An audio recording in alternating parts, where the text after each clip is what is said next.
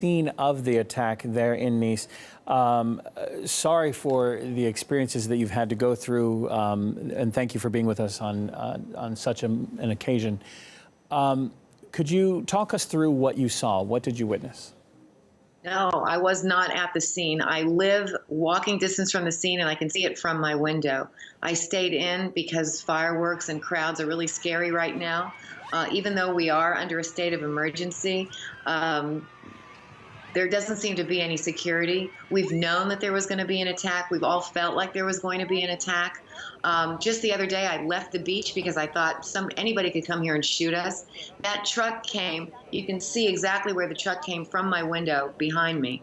That truck came past a barricade, and French people, I'm a French citizen and an American citizen, but I live in Nice, and this is my city. And we are just furious at the lack of security here. We've suffered so many attacks now. We just don't understand how this could be allowed to happen. The Promenade des Anglais, which is the main road along the boardwalk, along the beach, is where 100,000 people gathered tonight to celebrate Bastille Day, which is a day of celebration for overthrowing the monarchy. So it's an occasion that is like July 4th in the United States. People were there to experience fireworks and some joy. We're just about to open the Nice Jazz Festival. The Euro was a fantastic event.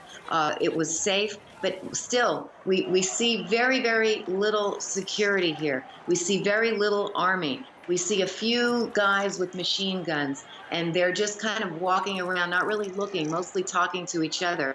We do not feel safe. The president made a speech just recently saying that he was lifting the state of emergency, which is a huge mistake, obviously now. How did this truck get by the barricade? No truck was supposed to be able to get, no car was supposed to be able to get by that barricade. A police car could have easily just come around in front of it and stopped it. It should have stopped it. Well, you mentioned that there's a barricade and there's this anger in the air over the lack of security.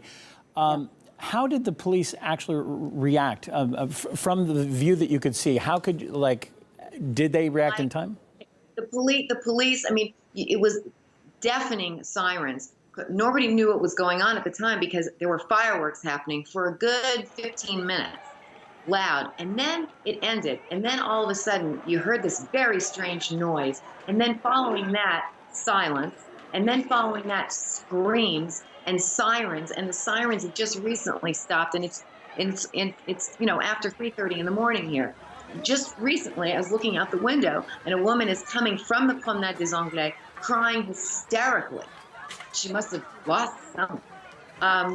The police are all converging on it, like when you hit at a beehive. You hit a beehive, everybody comes in. But all these people are dead, and the security here is non-existent. I'm telling you, we see the police around town on their little bicycles, and they're laughing and having fun and looking at their Facebook pages on their cell phones. They are not serious about security here in Nice at all, at all. Carol, what's the situation? What's the situation on the ground like now? You mentioned looking out the window, you saw someone coming from... Complete lockdown right now. The whole city's on lockdown. We've been told by police to not come outside. They're not letting anyone near. I mean, we live there. We live exactly where it happened. You're not allowed out. We can't go out. And if you go out, they'll just shove you back in. They want everyone in so that they can make sense of the crime scene. It's right now an ongoing crime scene. The whole street is all police cars, and they set up a hospital there on the Promenade des Anglais because they weren't bringing them in because the whole city's on lockdown. There's a curfew. There's a curfew, and we're under a state of emergency. We're under attack. Now, earlier you expressed your views on the political context of this tragedy. Not just my.